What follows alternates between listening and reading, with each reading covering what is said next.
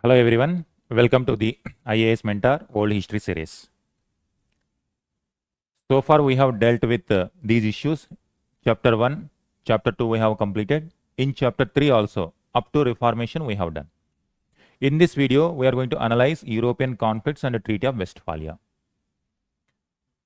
This is one of the important events in the world history itself, because whatever happened in this treaty, in the world affairs, in the relationship between the countries and United Nations, also follow the principles of Treaty of Westphalia. So what does it mean? The modern world nation states concept and independence of sovereign nations, the concept emerged from this Treaty of Westphalia. If you are a political science student, you will be knowing very well that how important the Treaty of Westphalia is. Whatever modern day international relations that are happening in the present times, they trace back to Treaty of Westphalia. That kind of importance it is there. Let us try to understand what kind of history, what kind of background it is there, and how to connect with our UPSC GS syllabus. This is the portion, European conflicts and Treaty of Westphalia. In the up to previous video, we have seen that how the European affairs are keep on moving from one direction to the other direction. How the modern world gradually is emerging from the European continent. We have seen that a movement, a religious reform movement called Protestantism emerged. In previous video, we have seen that Martin Luther, he was the major personality. Before him also some people protested against the church authority, but he was a major instrumental figure in really laying the foundation for Protestantism.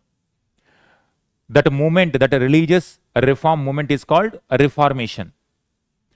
Now, do you think the existing state, Catholic Christianity, is going to become silent if something is happening like this, if somebody is keep on abusing church, or if somebody is keep on questioning the church? Do you think they are going to stay silent? Never. They are going to counter this. They also started counter reformation. This Protestantism is a part of a reformation.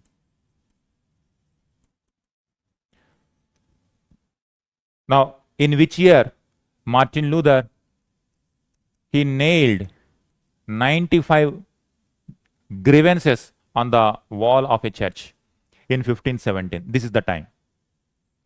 Already you know what kind of evils there in the church.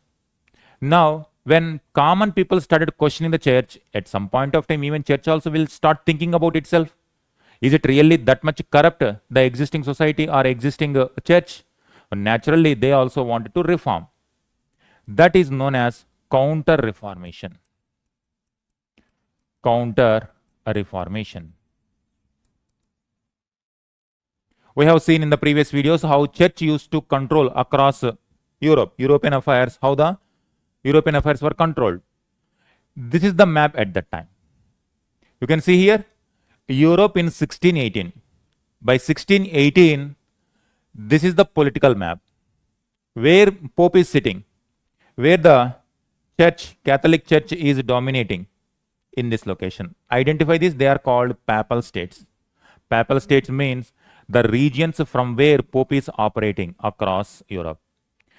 These are the places, a lot of land is there in the hands of church, a lot of wealth is there in the hand of Pope.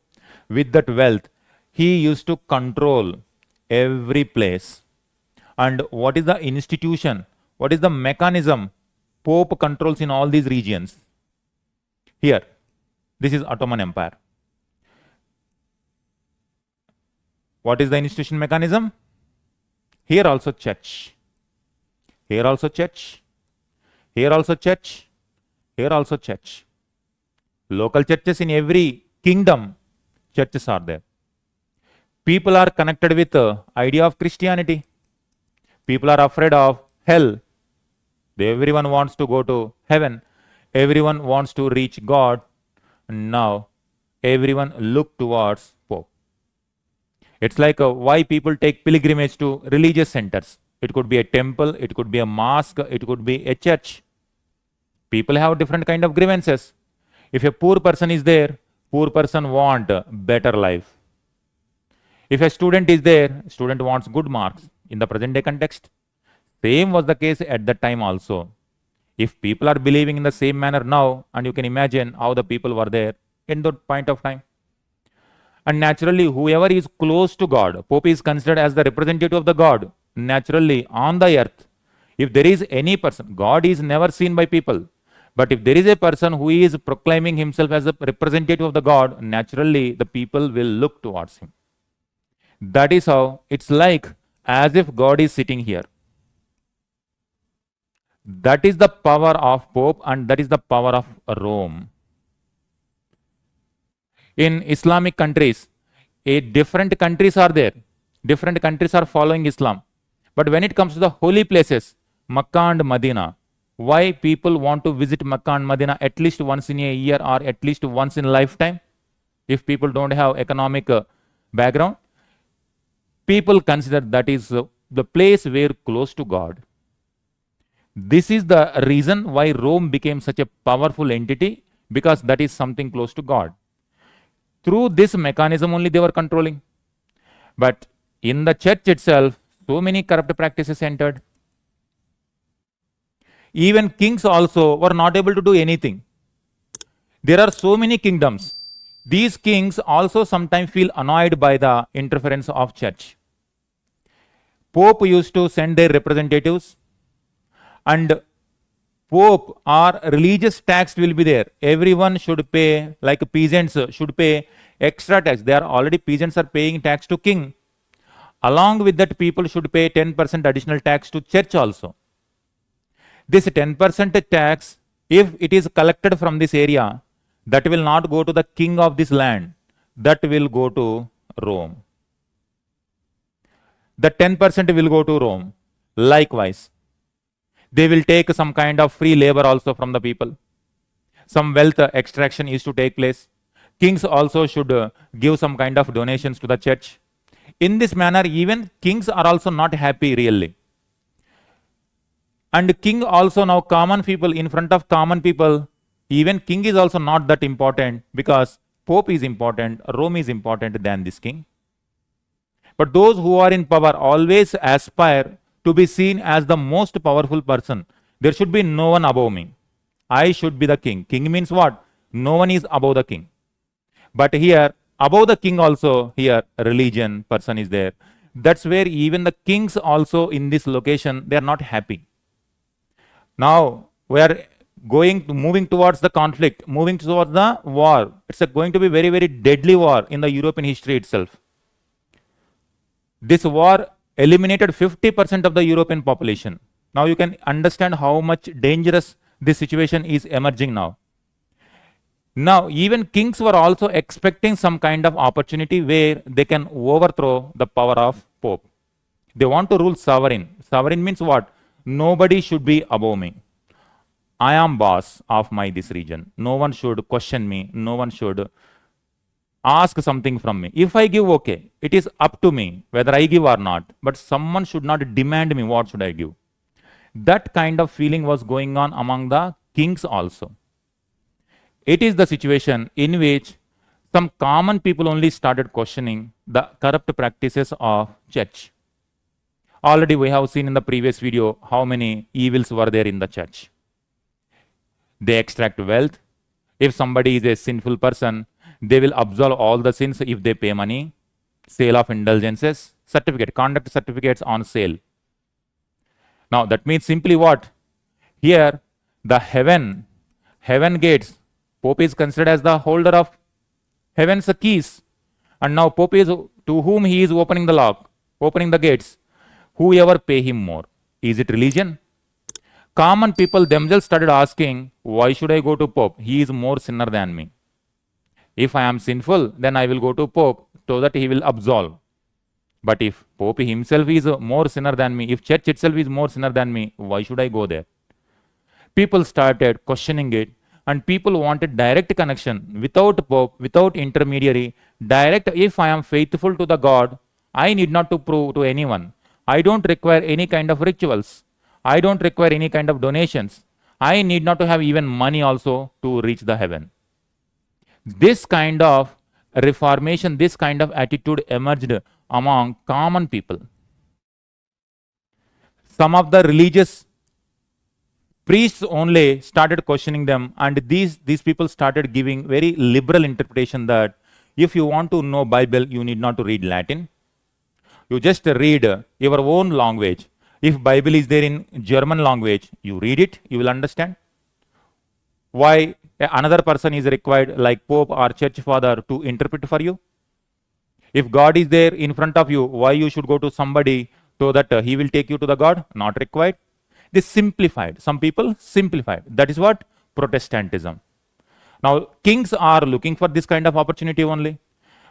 Within these kingdoms, the kings also now looking for some kind of opportunity where they can overthrow the power of Pope.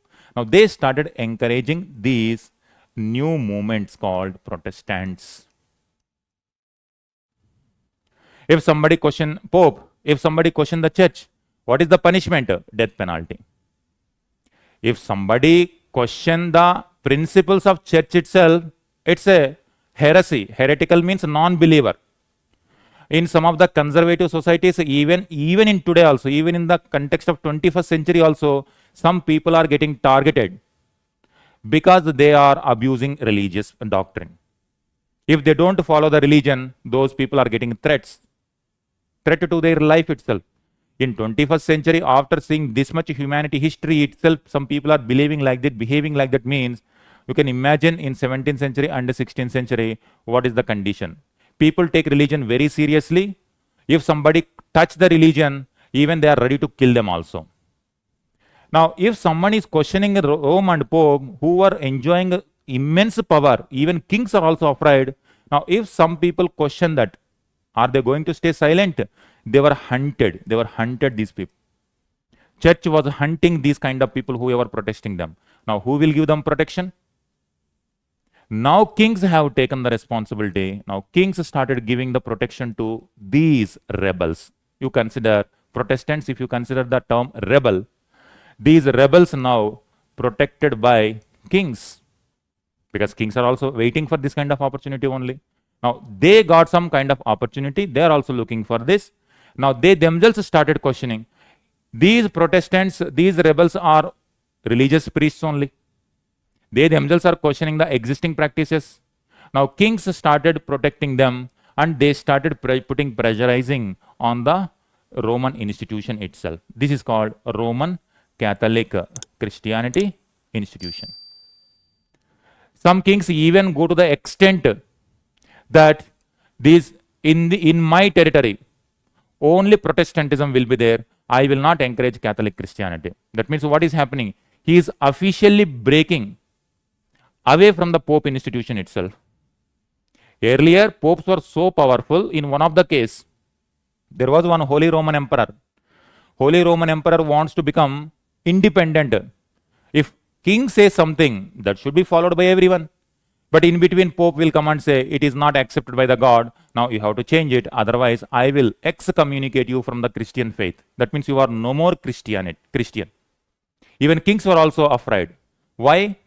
If Pope says, if this king is not a Christian, then common people, there is no connection between the common people and the king. Common people have the right to rebel against that king. It will create chaos and law and order problem for this king. That's why kings also don't want this kind of headache. Now they got opportunity. Now they are saying, you yourself, Mr. Pope and church, you yourself is now under attack. You yourself is under corruption. Now, why will I do not require to support you? I do not follow you. I don't require to follow you because you yourself more sinner than me.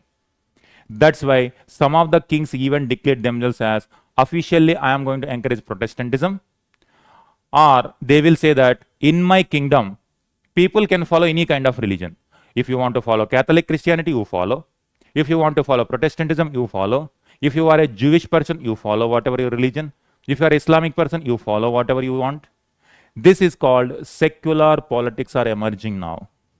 Identifying this?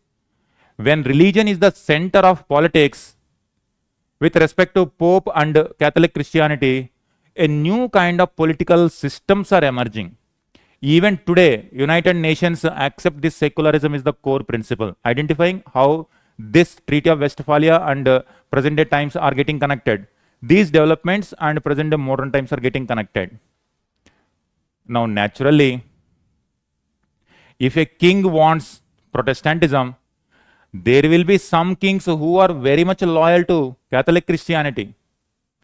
If Pope is not able to punish these rebel kings, now Pope will encourage those kings who are already very much loyal, faithful to Catholic Christianity.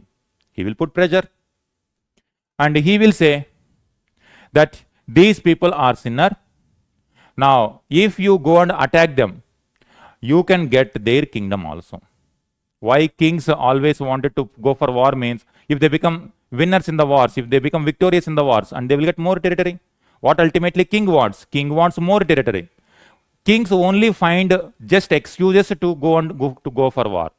And they will say that here in this kingdom, for example, some are Protestants, there will be some Catholics also. In the name of protecting Catholics, they will start mobilizing the army. But ultimately, they wanted their territory. In the name of protecting their fellow brothers, they will say that we are mobilizing and we are going for the war. Do you see any such kind of politics are played even today also? If you consider, for example, best our neighborhood, Pakistan you consider. Pakistan establishment still believes based on religion they are playing the politics with the neighboring foreign policy also.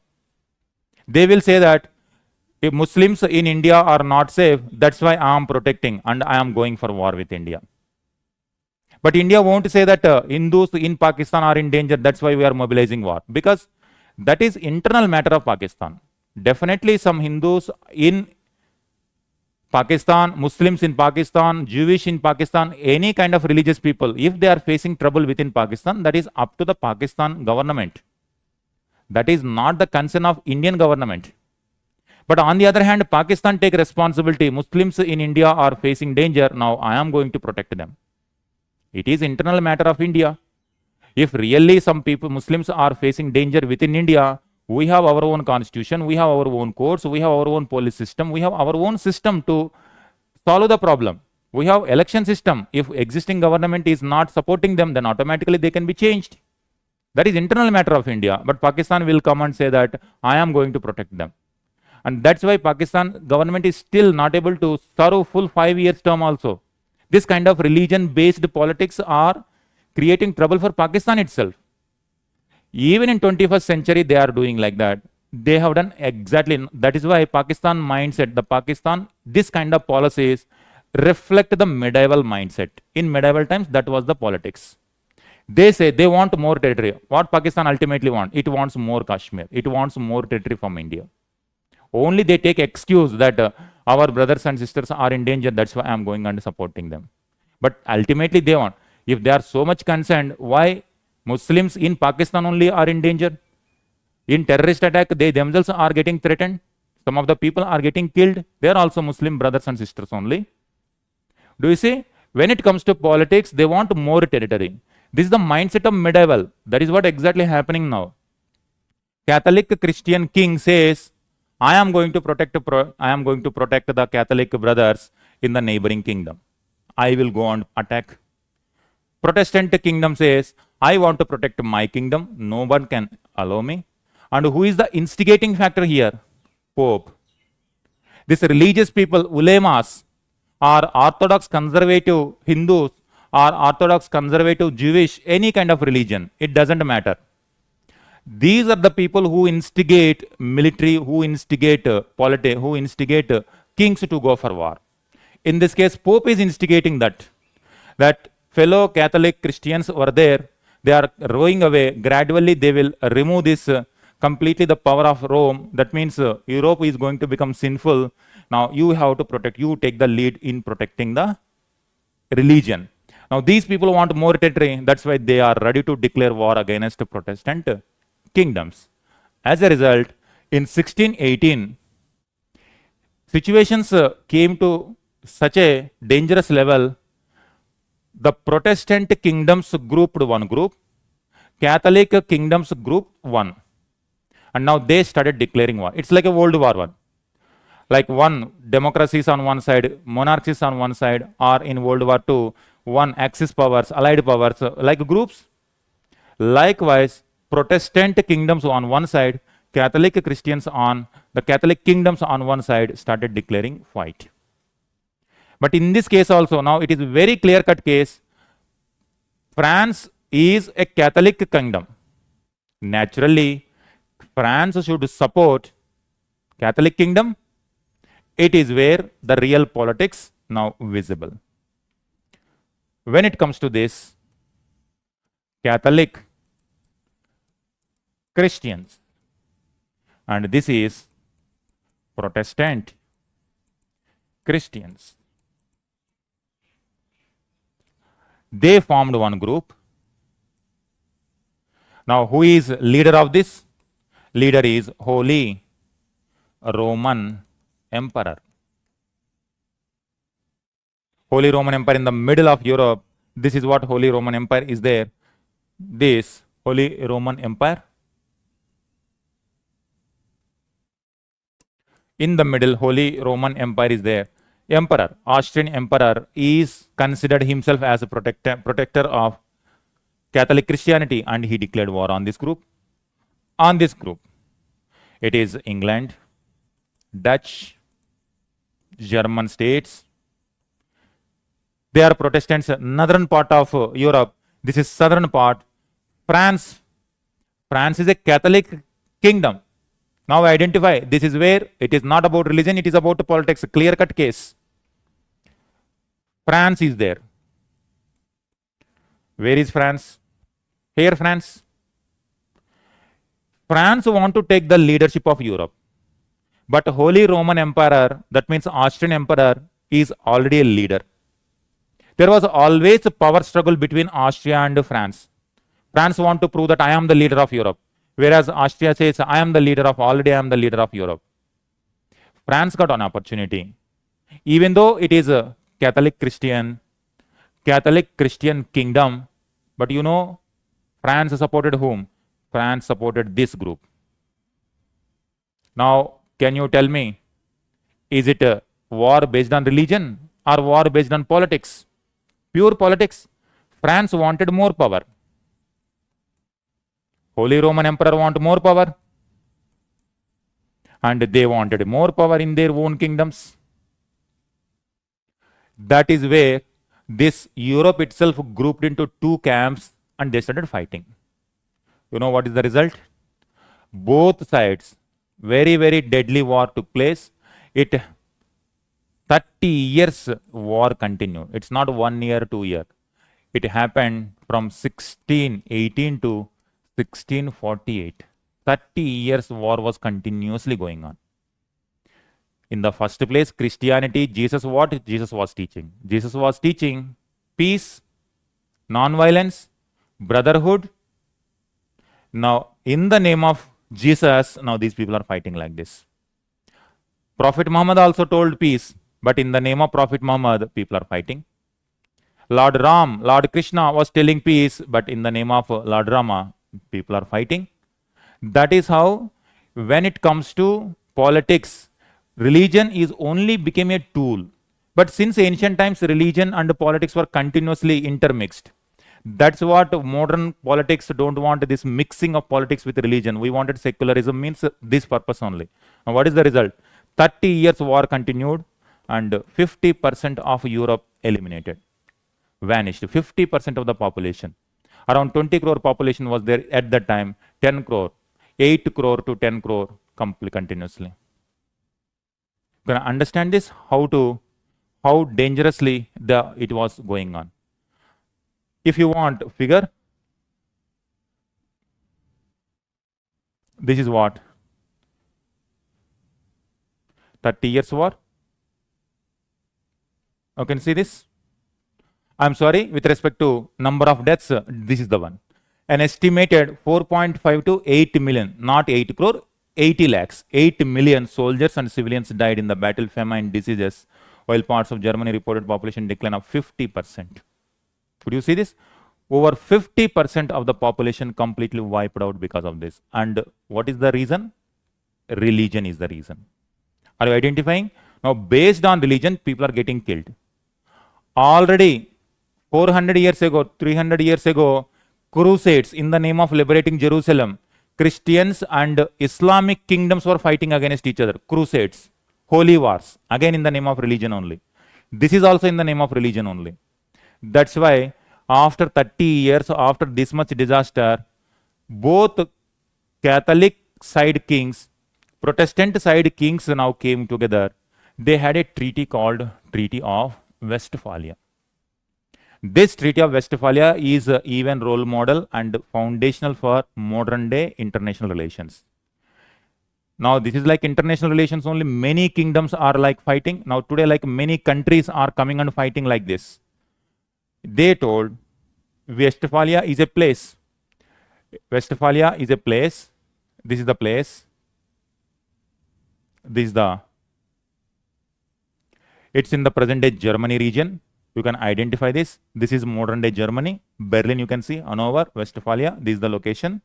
In this location, both sides came together and decided. The treaty is, let us not fight over religion. Let us not fight over religion. Whatever religion your people are following, I am a king. You are king of your territory. There is another king of another territory. If king can be Protestant, Catholic, doesn't matter. Whether people follow Protestantism, Catholic, doesn't matter. Whether Protestant or Catholic, doesn't matter. I will not interfere in your affairs. You don't interfere in my affair. If you have any trouble with your own people, you decide. You king and people, you both decide what kind of religion you want to follow. If you want to follow Catholic, you declare yourself as Catholic, but it is up to you. Don't involve. Don't say to this king that you also should follow Protestantism or you have to follow Catholic Christianity. You don't have any right. I will not interfere in you. You don't interfere in me. What is happening? Earlier, Pope was interfering everywhere. Pope was saying if some Protestants were there, Pope is sending their representatives and pressurizing the king also to punish them. It's indirectly pressurizing only. It is interfering only in the internal affairs. Now they are telling Pope will not directly come. Pope will say to some powerful king, powerful emperor, and powerful emperor will pressurize the other small kings. Now they are clear-cut saying that Pope cannot interfere. Any powerful emperor cannot interfere. It is up to us. What is happening now? Sovereign kingdoms are emerging. My people will follow any kind of religion. You, Mr. Pope, don't interfere. You, Mr. Emperor of other country, don't interfere. It's something like today also we are saying, if there is some problem within India, Pakistan, you worry about yourself. Don't interfere in us. Similarly, India also will not interfere in Pakistan affairs. It is up to them. India will not say any kind of things with respect to Iran internal affairs or America internal affairs. It is up to them. And we also expect the same kind of reciprocal from the other countries also. If there is any issue, it is up to us. United Nations, one of the core fundamental foundational charter of United Nations also same only. Every nation, every kingdom or every nation is sovereign. They are independent. This is what Treaty of Westphalia. That's why whatever this treaty is there, even today also in the United Nations Charter also, still that principle is going on. That's why this Treaty of Westphalia is also considered as beginning of modern states. In this way, now after this what happened? Some kings consider I am Catholic. I am encouraging Catholic Christianity in my kingdom. Okay, up to them. Some kings, even more enlightened people, they told, I will not say whether Protestant you want to follow or Catholic Christianity you want to follow. It is up to you. I am saying I follow secularism. That means private affair. Religion is private affair. It is up to the people whatever they want to do. But I will not punish any kind of person just because of religious difference. So no punishment. No punishment for religious differences. For example, if you take in the Middle East, Sunni and Shia, today also conflicts are going on in the name of religion. Enlightened rulers means, ruler will say, I will not punish people based on Sunni or Shia. If they really violate law and order, then I will punish. Otherwise, just because they are having another religious idea, I will not persecute them. This is what? Earlier, whoever not believing Catholic Christianity, they were punished. They were killed. They were burnt. They were murdered. Now, new nation states, secular states are emerging. As a result, nation states emerged. Now, people belong to England. They are feeling themselves. They belong to England, English culture.